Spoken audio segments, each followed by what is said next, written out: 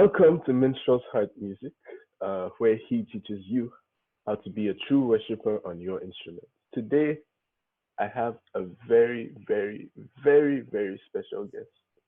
Her name is Sarah, and her her Instagram videos have blessed me from day one till now.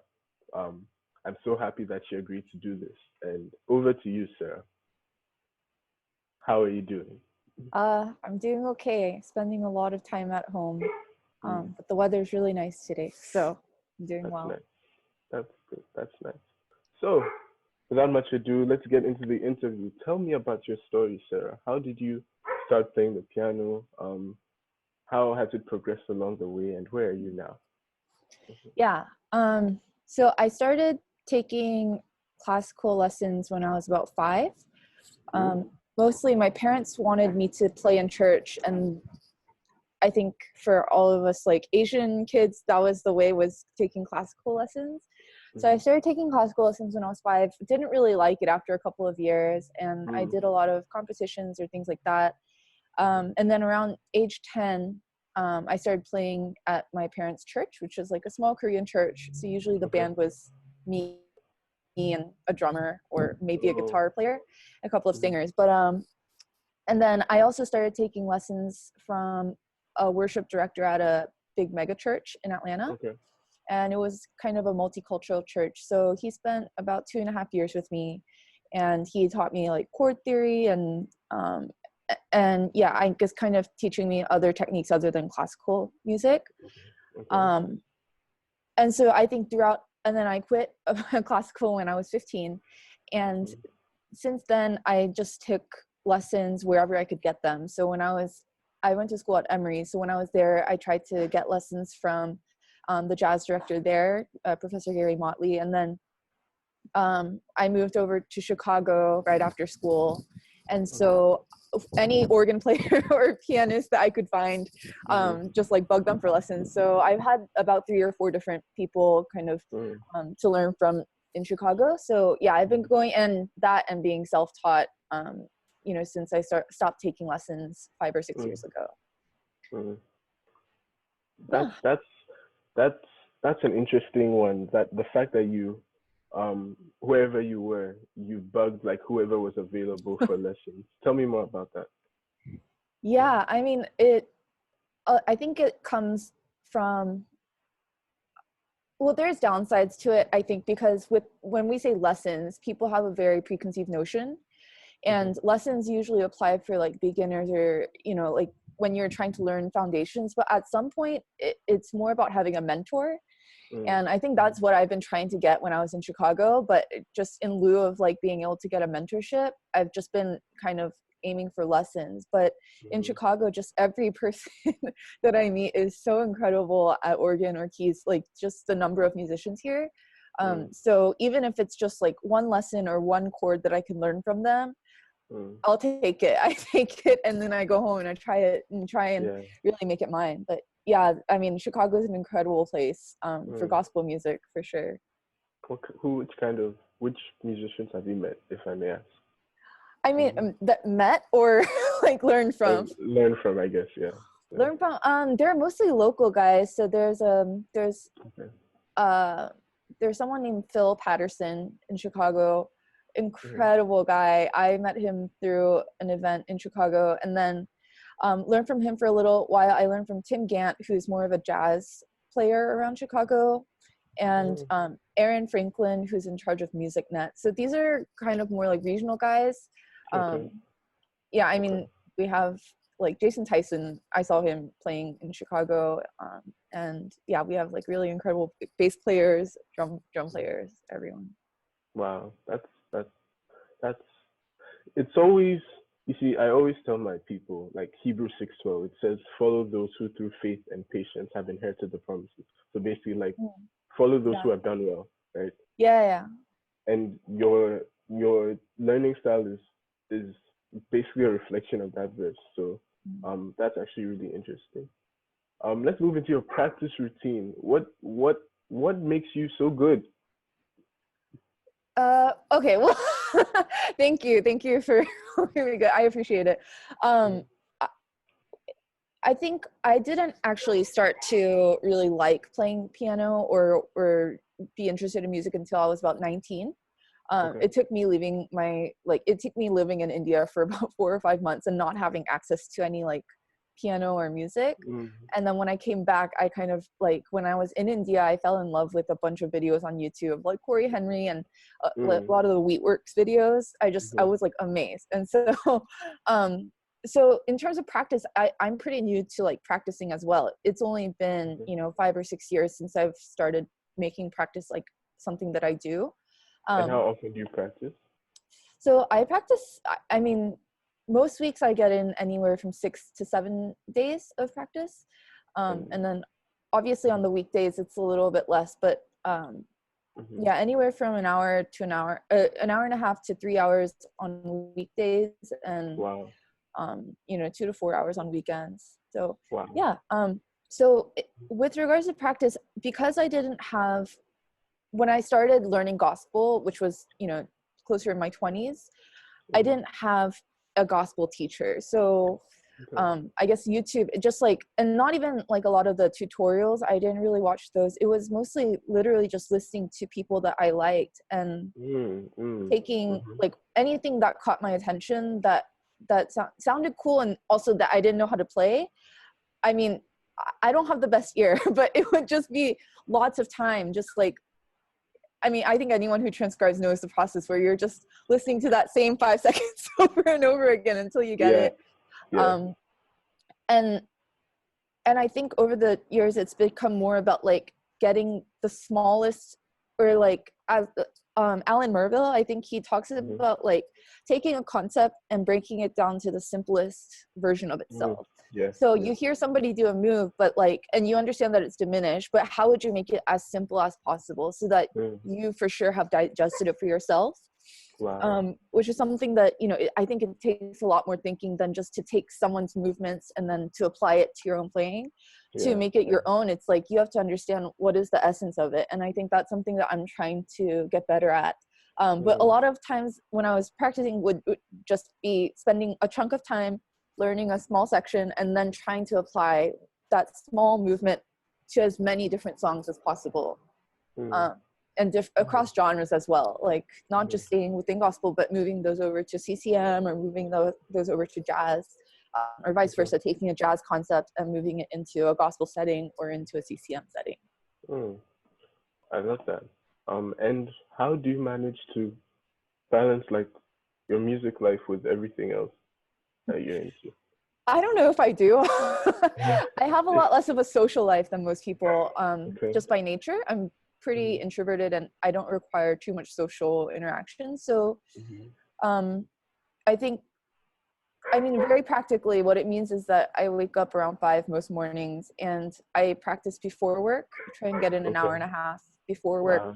And after work, if I finish around 5:30 or 6, I can usually get in another hour and a half at the end of the Mm. day. So that's what it looks like for me. That's cool, and that's a key that if you want to say, like someone always taught me that if you want to say yes to something, you have to say no to something else, right? Yeah. And so like if you want to be good at the piano, there's things you're gonna have to sacrifice, like I guess social time and stuff like that, right? Yeah, for Yeah. sure. And could you tell me a bit about like the frustrations you might have had over the course of your musical journey? Oh, yeah. Um, I mean, there's so many. And I guess, um, a lot of the things are just within myself Okay. when it comes to, sometimes I think that I take a shortcut, and Okay. I don't practice the things that I believe in. So sometimes I'll Okay. just find myself practicing for hours and hours, but it's not Mhm. really practicing, because for me, practice should be very intentional. And Mm. after you finish the practice session, you should be able to say what you got better at, Mm. because Mm. otherwise, like, I could play for hours and hours and hours and have fun, but if I haven't specifically narrowed something down, like, oh, I don't think that's clean enough, or like, or I don't like the way that I voice these things, I want to change it.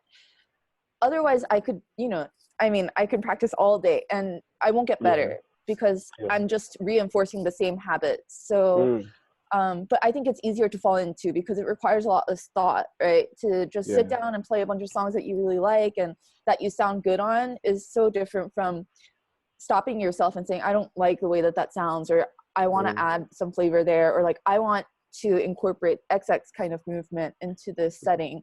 That takes a lot more thought and headache and pain. So you're talking about intentional practice, right? Yeah. How does one go about doing that? Oh man, if you figure out, you can tell me. Echo. I feel that. Yeah, I feel that. I feel that. It's also it's one of my struggles as well. I come in with a game plan, and by the end of the practice session, I don't even know. I don't even know what I do. Wow, wow. Yeah. Any other Gosh. frustrations? Um, I guess one thing that's more like on a larger scale, and it's not something that I can really solve on my own, but something that I've noticed is I grow most when I'm playing at smaller churches.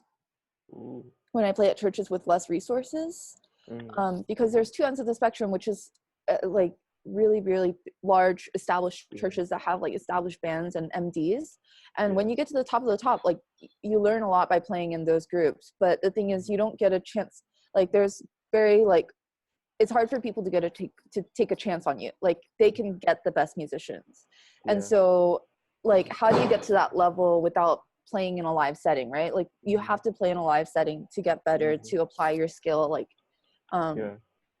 and so when I play at small churches, they Mhm. don't really have a choice.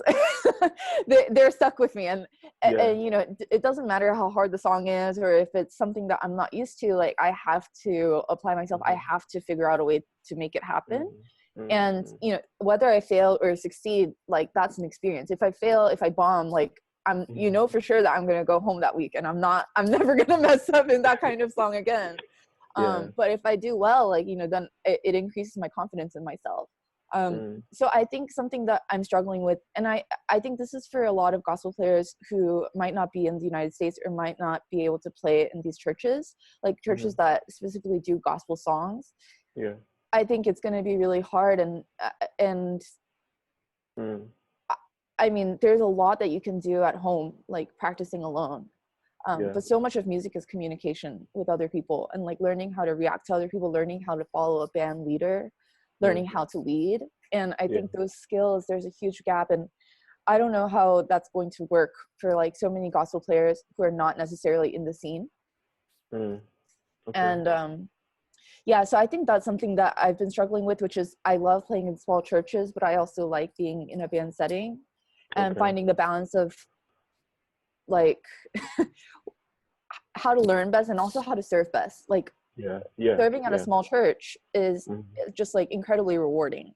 Yeah. um, Especially like if they just don't have a stable musician that to come in and play, like to be able to fill that spot and to help them out is a Mhm. it's like it feels a lot more rewarding than playing at a really large church where you know they have 3 or 4 keyboardists that they could call at any point.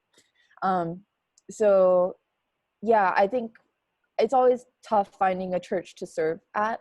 Mhm. I feel But that. yeah, I Yeah. think I that's one feel of the that. hardest challenges that like I've personally faced. Okay. um, but Yeah. also like yeah, a lot of people have been very gracious and like really really kind in letting me come and play, like even if they haven't heard me play before, just like taking a chance on me, and I really appreciate that. Yeah. I think you've said a couple of things, a couple of powerful things. But first, just to make the listeners aware that when Sarah is talking about gospel music, she's talking about like black gospel music. Because some people don't know the Oh difference yeah. between like CCM and gospel. So CCM is Oh like yeah. Hillsong and like elevation worship. That's CCM, contemporary Christian music. Um, but gospel is like what's his name, Marvin Sapp, or this guy, Donnie McClurkin, like Yeah. the OG gospel. Anyway, apart from that, Sarah mentioned you mentioned how it's the there's just something about uh preparing yourself in the less glamorous areas of like the music world, like where not many eyes are on you, right? And that's even a very biblical thing. Like Moses prepared to become the leader of Israel through his shepherding in the wilderness. Like Mm. every patriarch has had a wilderness phase. Jesus went to the wilderness for 40 days. Yeah. John's ministry was was all in the wilderness. Like everyone has those dry patches, those places where it's just you are basically alone, right? Yeah. And it's powerful to get prepared when not many eyes are on you, so Mm. that when you finally do step into the spotlight, you have what it takes Yeah. and what you need to to succeed or to to withstand the pressure that comes um with more eyes on you, I guess. Yeah. Yeah. Um yeah, this has been really fun. I have a few more questions. Number one, what would you do differently? Like if you could start again. Yeah, I think one thing is a couple of things. One thing, I would record myself more frequently when I sounded bad. Mm, And this is something that Sheree Reed, like one of the best bassists in the world, talks about, is like record early and often. mm, Because otherwise it can be really hard to track your progress. Yeah. yeah, Like you don't yeah. want to record yourself sounding bad, because you're like, that's a record for yourself to look back on, and you don't want to sound bad. But if you don't do it, it's really hard to say like, oh, I have gotten better, that my practice is working, or to say like my practice isn't working. Mm, So recording mm, myself more early and more often. okay. Second would be singing Mm, more often. So I'm not a singer at all. I love neither. singers, but one thing that I think has hindered me is that I rely a lot on muscle memory. Okay. So when I play something, it's not necessarily that I hear it in my head first and I play it. Sometimes I Mm, think very conceptually. I think, let's do that minor move right here, and yeah. it's just in my fingers. But the problem with that is, it like a lot of there's a lot less melody coming through. Okay. It's not something that I'm really expressing quite as Hmm. much, Yeah, I feel as that. much as I'm just relying on things that I've learned in the past. And so it's a lot harder to be present in the moment. So Mm, I've tried to incorporate more things where, as I'm practicing, as I'm soloing, that I sing first, and then I sing and play, and then I play, mm. to try and connect my fingers to my musical mind, Break that and down. develop more You said voice. you sing, then you Yeah. play. Yeah. So say I was soloing over like Autumn Leaves. Okay. A lot of times I'll just be practicing and I have the backing track and I play my solo, right? Hmm. Hmm. Um, but what I do now is play the backing track. The first time, my first solo, I'll just sing. I only sing it. Okay. Second Okay. solo, I'll sing and play at the same time. Okay. Hmm. And last solo, I'll let myself just play. I don't have to sing through it. Mm, mm, What I'm hoping to try and encourage myself to do is to think about my solos, to be able to hmm. solidify my solos in my head before they're coming out through my fingers. So that I'm not just Yeah. mindlessly throwing out like Mm, muscle memory that I have ingrained into my fingers, but yeah. actually something that I'm feeling in the moment. Yeah. That makes perfect sense. One of the things my pastor always told me to do is to learn to worship on my instrument, right? Yeah. Like just take some time and actually just sing to myself whilst playing. Yeah, yeah. What that has done for me is made me very intentional about my voicings and Yep. my yeah and how I place my chords. So yeah, that's a really Yeah. powerful tool. Yeah, that Well, makes and sense. then what you mentioned is like praying before practicing, is Mm, something that I neglected for so many years. mm, um mm, Even now, there are many, like, just there are phases when I don't think to pray before I practice. mm, But I can think back on the last year, on like certain times where I've had breakthroughs, and mm, they're all a result of prayer. And it's not mm, even like a very hard prayer, like, or anything. I no fasting or anything, and mm. nothing fancy. It was just me saying, God, I kind of feel frustrated, and like, please let my practice time be useful, and like, let me hone my gift so I can serve you in more places. Yeah. And yeah, God really met me through those things, and to to be able to see your body and like your mind doing something that you couldn't do before, like that's all God, you know, that's not Yeah. from yourself. So yeah, Yeah. pray before pray before and after practice, like just make Yeah. it very intentional. Yeah. I like that. I like that because people tend to think that prayer is not practical. Like, Mhm. oh, what if I say pray about it, then they're okay, but what practical thing can I do about this issue, right? But prayer Yeah. is the most practical thing you can do because when you pray, you invite God into your situation, right? Yeah. Verse 6, it says, um, scripture says, be anxious for nothing, right? But Mm. in everything, with prayer and supplication, with Mhm. thanksgiving, let your requests be made known to God. And the Okay, next God. verse says that, and the peace of God, which passes all understanding, will guard your hearts and minds. So it's very practical and very powerful to pray. Um, I guess Yeah. that segues into what I wanted to ask you last, that how does your faith and how does your spirituality tie into your music? Mm-hmm. Yeah. So as I mentioned, a lot of my musical journey started after I came back from India. Mm-hmm. And when I was in India, I was there serving at an orphanage. And so I was just teaching English and just living kind of with the missionaries and seeing what their life was like and Mm-hmm. helping where I could. But Wow. while I was there, I didn't really have any friends. Like everyone was speaking a different language. Either they were Mm, speaking Korean or they were speaking Bengali. And mm, there was no one my age there. They were either much older adults or much younger children. And so I think I experienced a lot of loneliness and like loss mm-hmm, of communication when I was in India. mm-hmm, And um, and I think when I returned to my home, like I found more of a voice in music.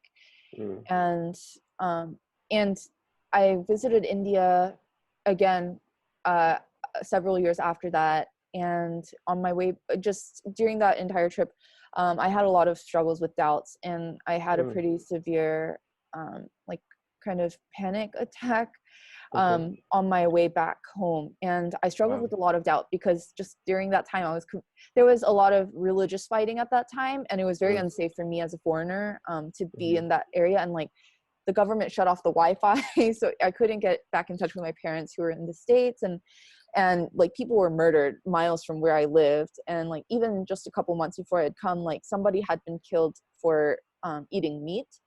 And so it was just a very dangerous time for me to be there, and I struggled with a lot of doubt and fear. So mm, when I came back to the United States, it was a pretty hard season for me. And um, something that I learned during that time was like, as I was listening to these like songs, so many of them are testimonies, yeah. or so many of them are preaching to yourself, Yeah. where it's Yeah. like you don't necessarily, just because I don't believe this right now or it doesn't feel like a reality right now doesn't mean that I cannot sing about it. And Mm, in fact, singing about it and singing about it in the presence of the congregation will solidify my yeah. faith in it. And I have Mm-hmm, to convince myself that this is true. And mm-hmm, just every time that God comes through on like a prayer request, like some of the things that I was praying for, God just answered so clearly and he provided for me so clearly. Um, at this point, you know, like what I've learned through music is these, like, especially with like hymns or mm-hmm, spirituals, these songs mm, are the ones that carried like people before us, like centuries before yeah. us. Um, and there's testimonies imbued in that. Like we say Amazing Grace, like how many Christians have sang that over the centuries? And you know, everyone has their own story that they think back to when they sing Mm-hmm, that song. So I think in that sense in how does my faith affect my music? I mean, I guess mm-hmm, there's no point in creating beautiful art if this is it, if all yeah. we experience is just on this side of heaven, like this earth is the end. Mm-hmm. It doesn't matter how beautiful anything that we do is. It's That is fleeting. so true. And so with the promise of like eternal life, Mm-hmm, and being in the presence of God, like our creator, mm-hmm, and there's actually like an object that's worthy of our yeah. worship, that's worthy Mm-hmm, of all the effort that we put into creating something beautiful. And every yeah. time we create something beautiful, that's also God's image being shown through us. Like we're showing that we're his children, Mm, because he, mm, just like he created the earth and he showed his creative genius through that, we mm, then turn around and we create things that we find beautiful. as an offering to him, and also as a reflection of what he's done for us. So Yeah. I think that's, I mean, because otherwise it's too sad to there's no point in making music. Yeah. So yeah, I would say like it is like kind of the foundation of like why I think it's worth doing intentionally and pursuing and making a part of my life. That for me, Yeah. that's how I can worship God. Yeah, I feel that. I really feel that. I really relate with that because the scripture says that let your light so shine before men that they may see your good works and Yeah. glorify your Father which is in Yeah. heaven. It's like the gifts that we have are meant for His glory. And you see, gospel musicians have a leg up in terms of spirituality because the Bible says in Ephesians 5:18 that be filled with the Spirit, singing to yourselves in psalms and hymns and spiritual songs, making melody with your hearts to the Lord. And so it's like music and being able to express yourself through music is a surefire way to be more spiritual and to be deepen your connection with God. So yeah, that's actually really deep. That's actually really deep. I'm done. I've been blessed. I've been really blessed by this. And you've touched on many things that have been common themes in all my interviews, like listening to music and how listening to music is in itself a form of practice, right? Transcribing songs, like trying to play exactly what people play on their tracks, but not only that, but going deeper into trying to understand the fundamental concept behind what they're playing, right? And how faith ties into all of this, right? Because at the end of the day, the only reason why we're given the gift is to glorify God, and a lot of people lose that and begin to glorify themselves through their music, right? But yeah, we should always keep that goal, that aim in mind, that there's someone that we're doing this for, and He's going to ask us how we use the gifts for Him, right? And I don't know about you, but I want Him to say, "Well done, thou good and faithful servant," right? Amen. Amen. Amen. So, I guess it's the end, but is there anything that you'd like to say to our millions of subscribers? Pray and practice. Pray and practice. I love that. Pray and practice. Pray and practice. Well, thank you so much, Sarah. This has been Echo on Minstrel's Heart Music, and I'm so blessed that we're able to do this. I hope we'll be able to keep in touch so that you can teach me so many things and so that I can become a better pianist. Thank you. I mean, I saw your videos. I think you're pretty, I think you got it. But no, thank you so much for taking the time to ask me these things. And this has been, really blessed time for me as well. So thank you. Yeah, so this has been Minstrel's Heart Music. If you like the video, don't forget to like, subscribe, share with a friend, and God bless you. Have a great day.